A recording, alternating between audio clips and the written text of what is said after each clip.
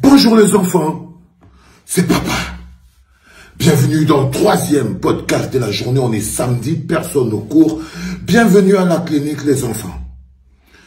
Les enfants, aujourd'hui je vous vois vous moquer. Vous voilà qui regardez Ambrose. Vous voilà qui dites qu'il est fou. J. Remingono, alias mon poteau Reddington, vient d'annoncer encore aujourd'hui que, à peine parti du CED, à peine libéré du CED, Fouda Bega, le bras droit du Zomlo, a essayé d'attenter à la vie de Parfait ici.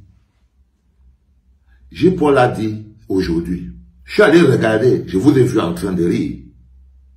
Je vous vois en train de faire comme si ça ne vous intéressait pas. Quand on va trouver Parfait ici quelque part, en train de vivre quelque chose de compliqué, vous allez venir dire que, oh, J. doit être entendu parce qu'il a dit des choses. Donc voilà qui dit maintenant, c'est-à-dire que tous les services de renseignement qui sont au Cameroun, ils ont entendu J. comme nous autres. Ils ont lu, c'est encore écrit, allez sur la page de J. Allez sur la page de Reddington, Raymond Reddington, a.k.a. J. Remingono. Allez sur la page de Ngono. Vous allez trouver l'alerte qu'il a lancée. C'est ça les lanceurs d'alerte. Vous allez trouver l'alerte qu'il a lancée. Pour dire que Fouda Bega, qui est sorti hier là, est déjà menacé de mort par ça ici. Et j'ai vu quelqu'un venir lui dire, ouais, J. je crois que finalement je ne veux plus croire tes choses là. Est-ce que c'est sérieux? Parce qu'en fait, ce que vous ne comprenez pas, c'est que les gens de pouvoir, les mecs qui sont sous pression, les gens qui vivent une autre vie ne pensent pas comme vous. Ce qui vous semble impossible, vous ne pouvez même pas tuer un chat. Vous ne pouvez même pas agresser quelqu'un dans la rue pour rien. Vous ne pouvez pas regarder le coco d'un garçon et vouloir allumer ce truc. Vous voyez ce que je veux dire? Il y a des gens que quand ils regardent même le barzi d'un moula, ils fuient. Parce que ça l'attrape la gorge et ne s'imagine pas comment il va entrer dedans. Quand Mola, il y a des gens que quand ils guettent seulement les fesses d'un gars, ils vont devenir fou. C'est-à-dire que se demandent, comment c'est normal? Est-ce que c'est possible que quelqu'un puisse, avec les poils et tout, sur la bouche, la barbe, il imagine un Mola en train d'embrasser un autre Mola, ça lui donne la crise cardiaque. Quand il imagine peut-être qu'on est en train de un autre Mola par derrière, ça lui prend la... Mais si tu es dans la tête du bonhomme qui est homo, il n'a aucun problème. Quand tu es dans la réalité de l'homme, tu crois que toutes les images de douleur que tu imagines dans ta tête, là, que quand on fait... Tu as l'impression que le gars arrête seulement là. Non, cousin. À chacun sa réalité. Toi, quand tu embrasses une go, tu es un hétéro. Tu embrasses, tu masses, tu vois. Lui, il regarde même Ambrose, il se demande quel est le plaisir que tu... Restez dans vos vies et vos petites réalités et vos petites possibilités. N'allez pas, ne mettez pas les gens qui ne sont pas comme vous, ne vous mettez pas à la place des gens que vous ne pouvez pas être comme eux. Qu'est-ce qui vous fait croire que les gars ne sont pas suffisamment aux abois pour sortir, venir menacer Parfait ici? Vous avez vu la femme qui est pasteur à Yolo Gaza, elle a bondi sur le coup de Parfait ici l'autre jour, que tout le monde, comment tu peux insulter Amourou Belinga avec la veste d'Amourou Belinga? Il faut savoir que Parfait ici, c'est un gars qui est marqué. C'est que vous, comme les choses ne vous intéressent pas, vous n'aimez que le commérage.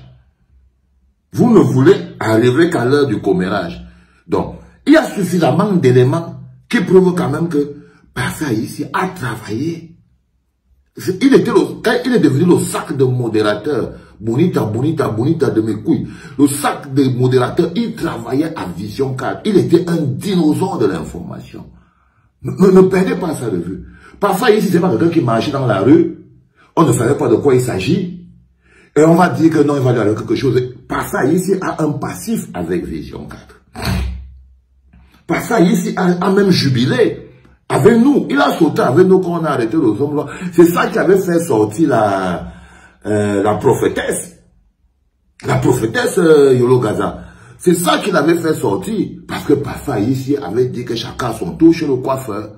Donc, il a un passif. Je ne sais pas donc pourquoi ça peut tellement vous étonner. Jusqu'à vous dire que ah non, c'est pas possible. J. raconte sa vie et tout. Pourquoi vous dites ça? Pourquoi vous dites ça? Vous ne vous rendez pas compte que, voilà le prêtre qui est journaliste, il a été assassiné. Il y a 2 jours, vous faites comme si la seule personne qui a perdu la vie dans le cas de ce corps. Ce n'est pas que Martinez, hein, c'est parce que Martinez est comme Kobe Bryant. Kobe Bryant était dans l'avion avec 5-4 personnes, sa fille. L'avion est tombé. Tout le monde a perdu la vie. Et les gens ont donné l'impression qu'il n'y avait que Kobe Bryant dans l'avion là. Parce qu'il était le plus populaire. Donc, pendant la même période où Martinez a été assassiné, il y a eu un prêtre, journaliste, à la fin d'une interview avec Paul Désir-Biya, il a été tué. On ne dit pas que, oh, il s'est suicidé, il est tombé. Il a été tué. Donc, je ne sais pas à quel moment vous croyez que vos petites vies misérables, où vous êtes en train de... Non, si le diable parle à que, mais vous n'avez aucune idée de la vie des autres. Vous n'avez aucune idée de ce qui se passe dans la vie des autres. Le prêtre là est mort. Même les journalistes, pour trouver la force pour parler de ça, c'était compliqué parce que Martinez est amer. Il occupe l'espace, son énergie est puissante, son esprit est fort. C'est parce que l'esprit de Martinez est fort. Si les gars-là avaient compris que l'esprit de Martinez était aussi fort, ils n'auraient pas, ils auraient peut-être réfléchi. Pendant la même période-là, qu'on est en train de pleurer Martinez, qu'on n'est pas sorti, on est déjà en train d'enterrer un ministre camerounais, qui est mort en fonction, empoisonné. Le Congo raconte même que c'est chez Cortés qu'il est parti boire ça. Nous, on raconte ce qu'on entend sur Internet, il ne faut pas déranger les gens. Qu'il est parti boire ce truc. Ok? Tout un ministre, il a été empoisonné et il est mort. En fonction. Vous avez vu l'équipe parler de ça. Mais parce que son esprit est léger. Parce que son esprit, le ministre là, il ne méritait même pas d'être ministre. Bah, tu es un ministre, tu meurs. Les gens ne sont même pas au courant. Ça veut dire que tu faisais même quoi dans le gouvernement là? Non mais c'est compliqué, on doit se poser des questions. Donc il y a tout un ministre qui est mort là.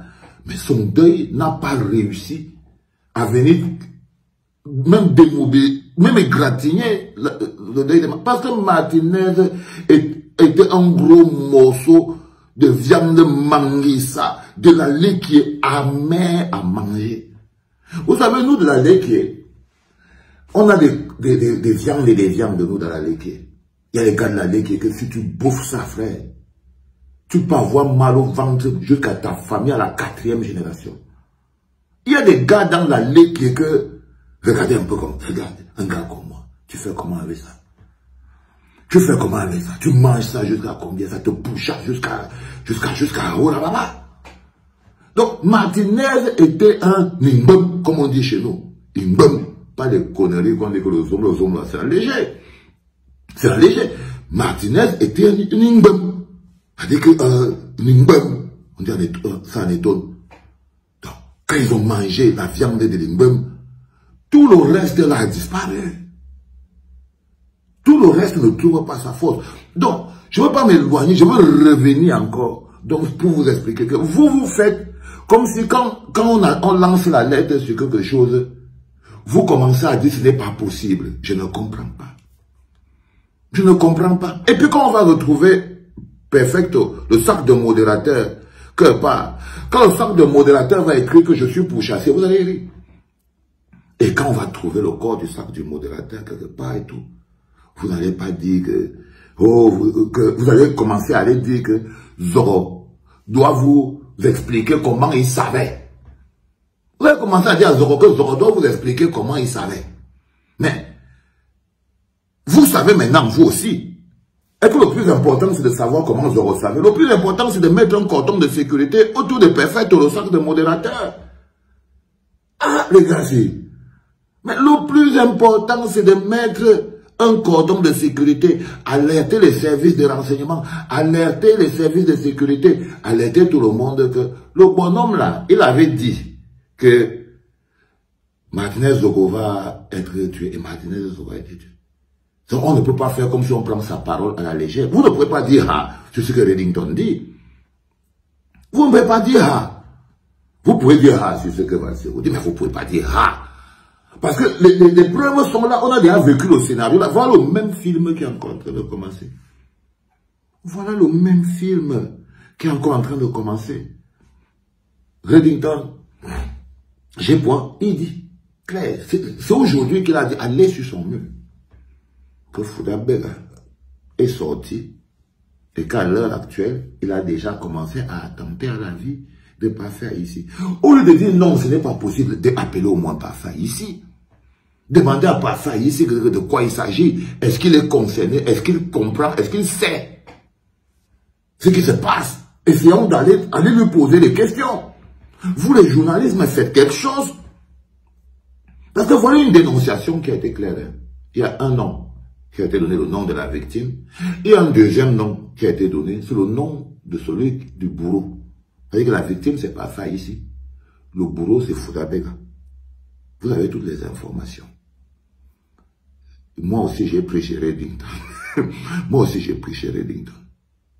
Donc, j'essaie de vous dire que je renforce la parole pour vous dire, les gars, voilà ça que le bonhomme a encore parlé maintenant. Ça vous a fait rire. Je vois que ça vous a fait rire. Mais moi, ça ne me fait pas rire. Ça ne me fait pas rire.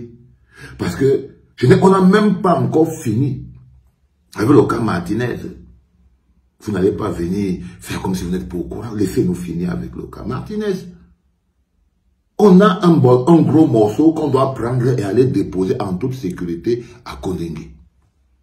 On a tout un ministre de la justice qu'on doit porter pour aller déposer en toute sécurité à Kondengue. Et je vous dis que le ministre de la justice ne sera pas un morceau facile à croquer.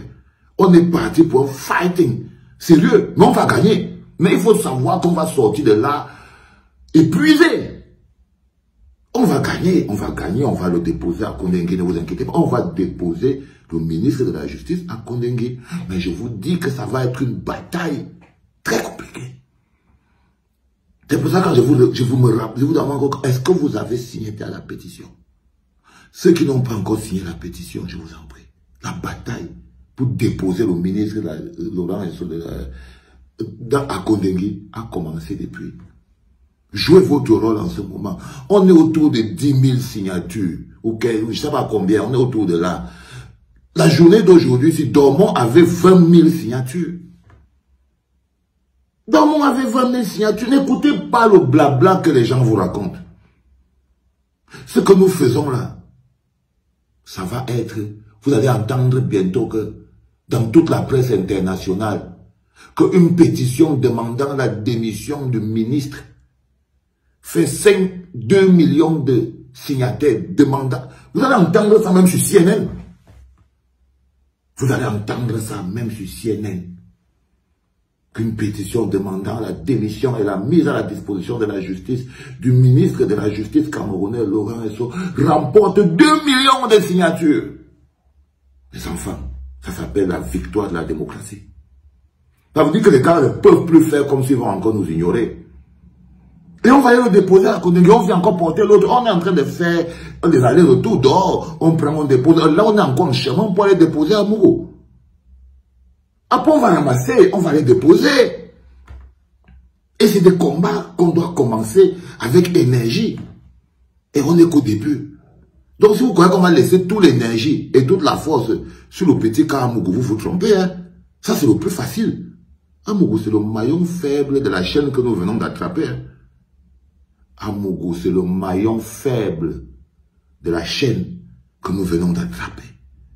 Quand on va attraper un vrai morceau, qu'on va sentir dans le ventre qu'on a mangé quelque chose, pour sentir, quand on va déposer Laurent Esso à Kondengue. Là, vous allez sentir dans vos ventres, même l'air qu'on respire au Cameroun va être purifié. Même l'air que les gens respirent au Cameroun va être purifié. Donc, restez très vigilants. Faites pas comme si vous n'avez pas les yeux. Faites pas comme si vous n'entendez pas. Ne vous mettez pas à la place des autres. Ce qui est impossible pour vous est totalement possible pour les autres. Ce qui est difficile pour vous est facile pour les autres. Ce que vous trouvez dangereux, il y a des gens qui font ça tous les jours. Kidnapper, attraper, assassiner. Il y a des gens qui font ça tous les jours, au calme. Pourtant, vous, si on vous demande juste un jour de kidnapper quelqu'un, vous ne pouvez pas. Vous allez dire que c'est pas normal. C'est interdit dans la Bible. Dieu est là-bas en haut. Mon âme n'est pas prête. Vous allez dire plein. Mais il y a des gens que c'est pas, ça ne les concerne pas. Ils sont fabriqués d'un autre bois.